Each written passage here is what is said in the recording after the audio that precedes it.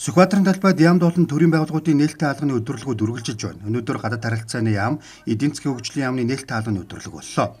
Өдөрлөгийн үеэр иргэдэд виз мэдүүлэх Монгол Улс зугаалчин сайдын яамдын соёлын арга хэмжээ, нэгдсэн үндэсний байгууллагаас хэрэгжүүлж байгаа төсөл арга хэмжээ болон бусад мэдээллийг иргэдэд өглөө. Монгол улсын гадаад бодлого сүүлийн жилүүдэд эрчимтэй өсөн нэмэгдэж байгаа. Нэгдсэн үндэсний байгууллагын гишүүн бүх улс оронтой дипломат харилцаа тогтоосон.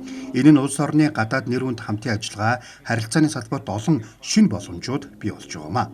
Энэ 4-5 жил гадаад харилцаа маш их өргөжж байгаа. Иргэдэд энэ мэдрэгдээд энд байгаа иргэд ч гэсэдээ бас яг гадаад харилцааны энэ үр дүн нь иргэн бүрт хүрч явах ёстой тийм ээ. Тэгэхээр энийг яаж хүрч байгааг мэдэх вэ гэдг нь бидний гадаадтай харилцах орчин маш сайжирсан. Олон оронд бид нар визгүй зорчдог, харилцан визгүй зорчдог болж байна. Аялал жуулчлал хөгжиж байна. За хувийн хвшилж гисэн гадаад гарах боломж нь бас нэгдсэн. За гол нь бид нэр эрх зүйн хувьд гадаад талдаа таатай орчноо бүрдүүлэх юм үүрэгтэй гадаад харилцааны яам. Тэгэхээр Монгол улсын хувьд гадаад орчноо бол маш сайн эрх зүйн хувьд бүрдүүлсэн. Одоо бид өөрсдөө хөдөлмөрлөх, бүтээх, за хариуцлагатай аялах, амрах, за элийн чандад сурж байгаа, ажиллаж байгаа иргэд маань тэр сурсан эрдэм мэдлэг, хөдөлмөрийн чадвараа бас Монгол улсынхаа төлөө зориулахыг бас бид нэр уриалах. За мөн экспортын бараа бүтээгдэхүүнээ бид нэр уул уурхай хамаарлаа багасгах. За экспортын бараа бүтээгдэхүүн ноос нооллуур, хөдөө аж ахуйн салбарын голдоо хүн системээ махан бүтээгдэхүүн зэрэг Монголд баялаг байдаг гарах боломжтой бүтээгдэхүүнээ гадны улс орнуудын чанар стандартад нийцүүлж өндөр түвшинд бэлтгэж гаргах. За эдүүсийг үйлдвэрлэж байгаа аж ахуйн нэгжүүдээ бас өсгөж боожуулах. За гадны шалгуурт нийцүүлэх тал дээр зохицуулалт тохиргоог нь хийх ийм гол үүрэгтэй хоёр яам бол гадаад харилцааны яам бол эдийн засгийн хөгжлийн яам байгаа.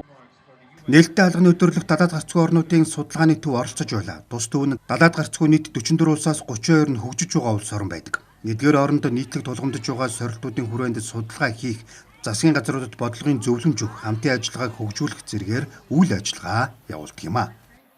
Зөвхөн уул уурхай бүтээгдэхүүнээс хараад биш тэр хөдөө аж ахуй, мал аж ахуй, ноос ноолуур өөр бусад далаад гарцгүй хөгжиж байгаа орнуудад жишээлбэл Төв Азиудад бол жимс, ногоо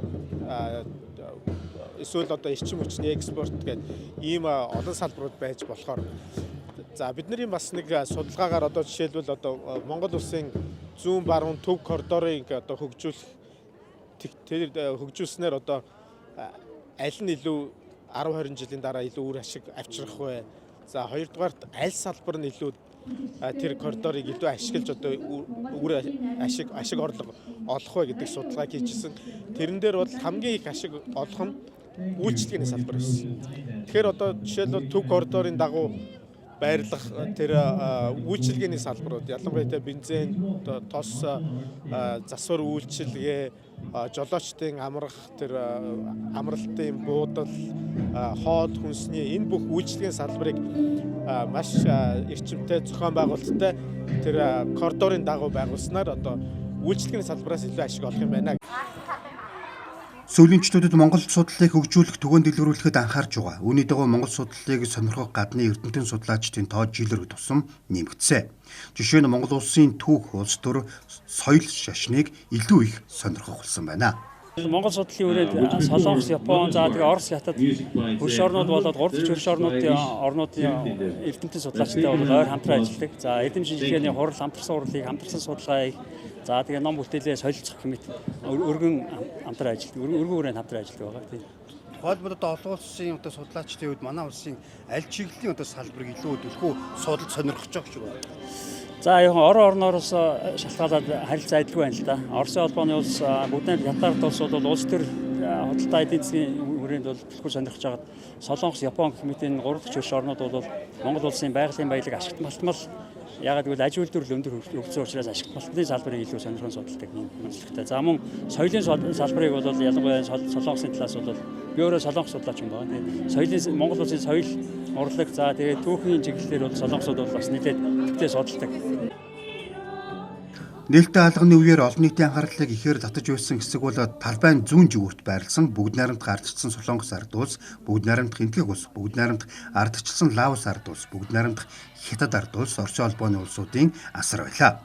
Асарт тухайн улс орны соёл уламжлал, хувцас хэрэглэл, бэлэг дурсгалын зүйлс, хоол, уламжлалт, тоглоом наадгаа зэргийг иргэд ихэд сонирхож байлаа.